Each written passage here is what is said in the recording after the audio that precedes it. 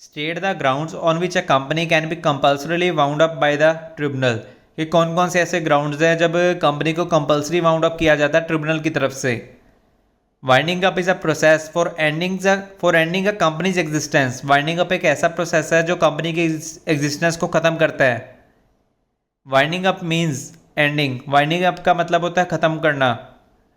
According to professor Gower, winding up is a process whereby a company's life is ended. Winding up एक ऐसा process है professor गावर के according कि जो company की life को ख़त्म करता है। And it's property administered for the benefit of its creditors and members.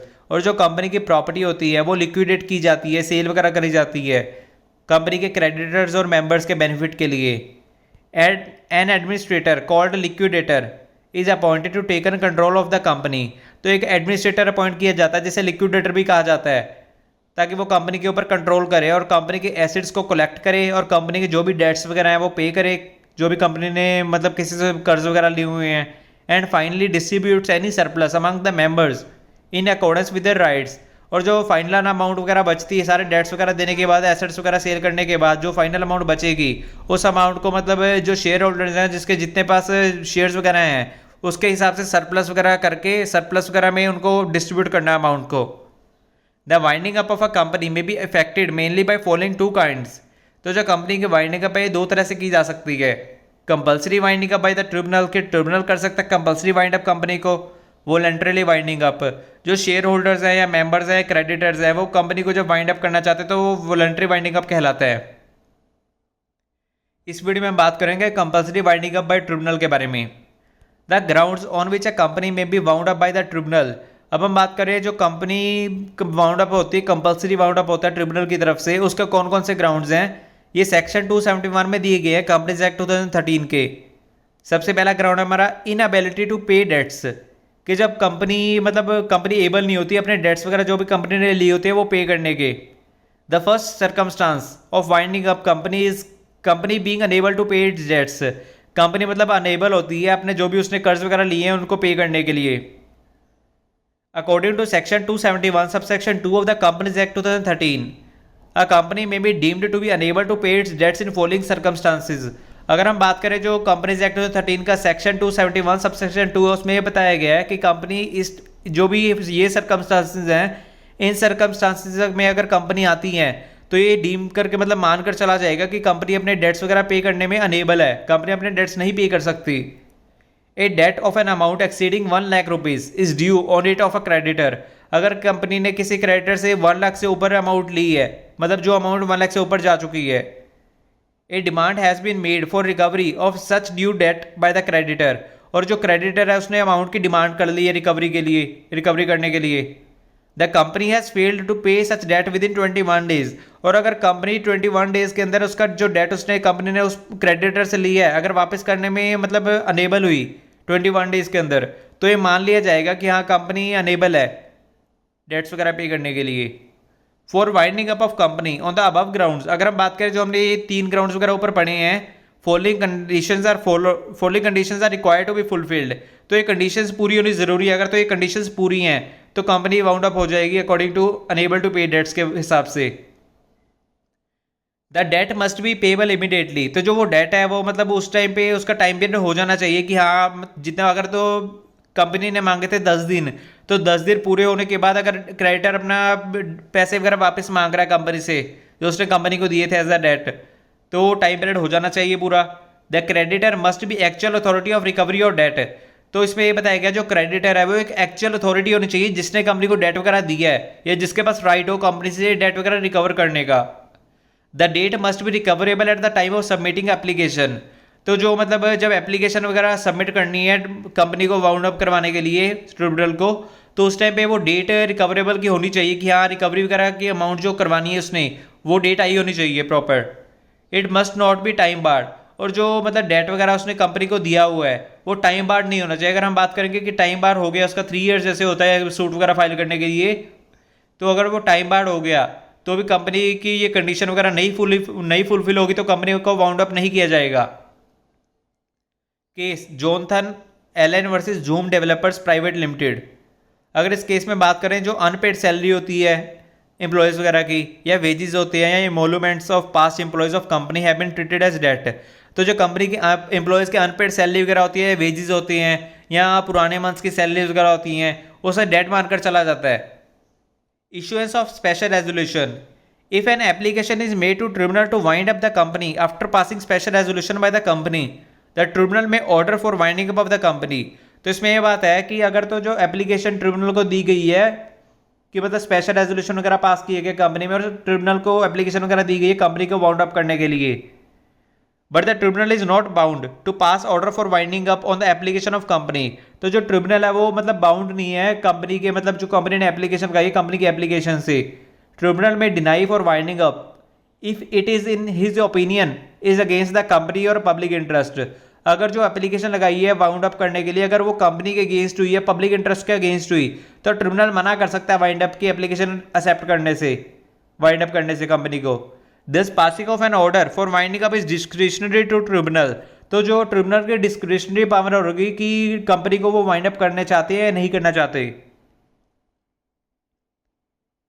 On acting against national interest, where it appears to tribunal that the company is involved in such work which is against the interest of the sovereignty and integrity of country, the security of the state, friendly relations with foreign states, public order, decency or morality, then after allowing an opportunity of hearing, tribunal may pass an order for winding up। तो इसमें यह बताया गया है जब company कोई national interest वगैरह के अगेंस्ट कोई काम कर रही है, जो कंपनी जो स्टेट्स के साथ, फॉरेन स्टेट्स है जिनके साथ हमारे अच्छे रिलेशन हमारी कंट्री के, या कोई पब्लिक ऑर्डर वगैरह या डिसेंस वगैरह हो गया, कोई भी ऐसा टॉपिक वगैरह हो सकता है आपका, कोई भी ऐसा इशू हो सकता है। अगर कंपनी नेशनल इंटरेस्ट के खिलाफ कोई काम कर रही है तो कंपनी को पहले तो एक बार अपॉर्चुनिटी दी जाएगी अपनी बात रखने की, उसके बाद ट्रिब्यूनल उनकी मतलब जो कंपनी है वो वाइंड अप कर सकती है। On sickness of company, where on demand by more than 50% of secured creditors apply to the tribunal for winding up of the company with relevant evidence of its failure or inability in payment of its debt, the tribunal on satisfaction में pass an order for winding up of company। तो इसमें यह बताया गया जब 50% से ज़्यादा creditors जो है वो ट्रिब्यूनल को अप्लाई करें, क्या उन्होंने अपने पैसों की डिमांड की थी बट कंपनी मतलब नहीं पे कर पा रही, कंपनी फेल हो रही है, एविडेंस वगैरह प्रोवाइड कर दिया उसने, जो क्रेडिटर्स है उन्होंने ट्रिब्यूनल को एविडेंस वगैरह भी प्रोवाइड कर दिया, क्या कंपनी अनेबल है हमारे डेट्स वगैरह वापस करने के लिए, तो ट्रिब्यूनल जब सेटिस्फेक्शन हो जाएगी ट्रिब्यूनल की, उसके बाद ट्रिब्यूनल ऑर्डर पास कर देगा कंपनी को वाइंड अप करने का। On application made by registrar, where it has been brought into knowledge of tribunal by register or any other person authorized by the central government that, sorry यहाँ पे register आएगा, यहाँ पे registrar आएगा, where it has been brought into knowledge of tribunal by registrar or any other person authorized by the central government that, जब registrar ने tribunal को knowledge दी इस बारे में, या कोई ऐसा पर्सन जो सेंट्रल गवर्नमेंट ने अपॉइंट किया हुआ है उस जिसको अथॉरिटी है, तो उसने अगर सेंट्रल गवर्नमेंट को इन्फॉर्मेशन दी, the affairs of company are being conducted in fraudulent manner, जो कंपनी के अफेयर्स वगैरह चल रही है वो फ्रॉड वगैरह कर रही है कंपनी, जो कंपनी का पर्पस है वो अनलॉफुल पर्पस है, फ्रॉडुलेंट पर्पस है, its directors have been guilty of fraud और मिसकंडक्ट, जो डायरेक्टर्स हैं कंपनी के वो किसी तरह का फ्रॉड वगैरह कर रहे हैं, धोखाधड़ी कर रहे हैं, मिसकंडक्ट कर रहे हैं, गलत काम कर रहे हैं।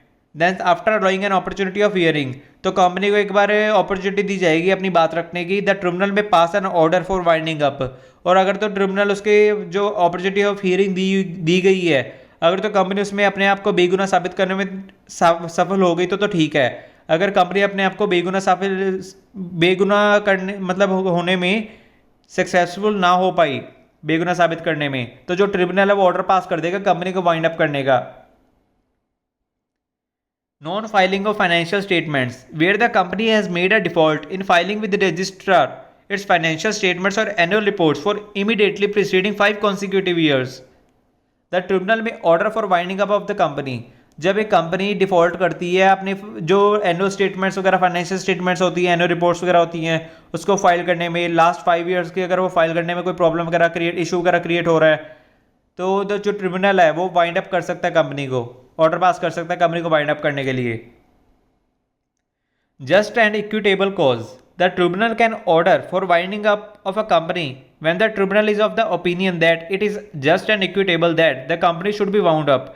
तो जो ट्रिब्यूनल है जब उसको लगे कि हाँ जो ये कंपनी है, कंपनी का मतलब कंपनी को वाउंड अप कर देना चाहिए, उसको कोई ऐसा सर्कमस्टांस वगैरह लगे तो कंपनी को वाउंड अप कर दिया जाता है ट्रिब्यूनल की तरफ से following circumstances have been considered just and equitable for winding up.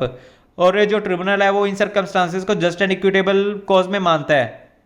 Van there is complete deadlock in the management of the company, जब कंपनी की जो मैनेजमेंट है उसमें कंप्लीट डेडलॉक वगैरह हो जाए, मतलब कोई मैनेज वगैरह ना कर पाए अच्छे से, या कोई भी मतलब पूरा डेड हो जाए कंपनी की management.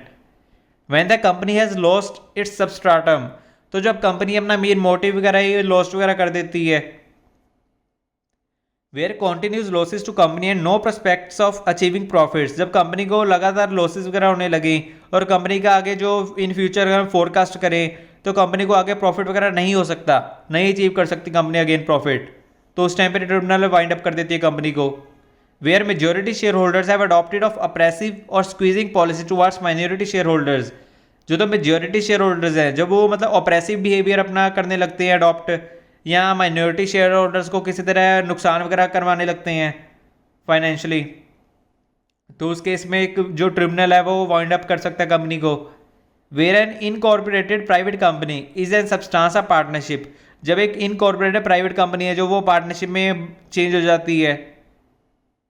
Where minimum number of members of company fall short, जब मिनिमम नंबर ऑफ मेंबर्स, जैसे प्राइवेट कंपनी है, प्राइवेट कंपनी के 2 मिनिमम नंबर ऑफ मेंबर्स होने चाहिए, तो वैसे जो पब्लिक कंपनी के 7 होने चाहिए, तो जब मिनिमम नंबर से नीचे चले जाएं मेंबर्स वगैरह, तो उस केस में कंपनी वगैरह बंद की जा सकती है, ट्रिब्यूनल की तरफ से वाइंड अप की जा सकती है। Where company delays in commencement और suspension for a fix time, जब कंपनी कमेंसमेंट जो अपना बिजनेस वगैरह कमेंस करना है उसमें डिले वगैरह कर दे, उस टाइम पे ट्रिब्यूनल उसको वाइंड अप कर सकता है। But if the tribunal is satisfied that the business could not be commenced और resumed for a valid reason, orders for winding up will not be passed. पर जब ट्रिब्यूनल सेटिस्फाई हो जाता है कि जो कंपनी है, कंपनी ने अपना बिजनेस इस वजह से कमेंस नहीं किया, अगर कोई मतलब इस वजह से कंटिन्यू नहीं किया, अगर कोई वैलिड रीजन दे दिया कंपनी ने और ट्रिब्यूनल अगर उसके रीजन से सेटिस्फाई हो गई, तो जो ट्रिब्यूनल है वो कंपनी को वाइंड अप करने के लिए ऑर्डर नहीं पास करेगी। Okay, thank you.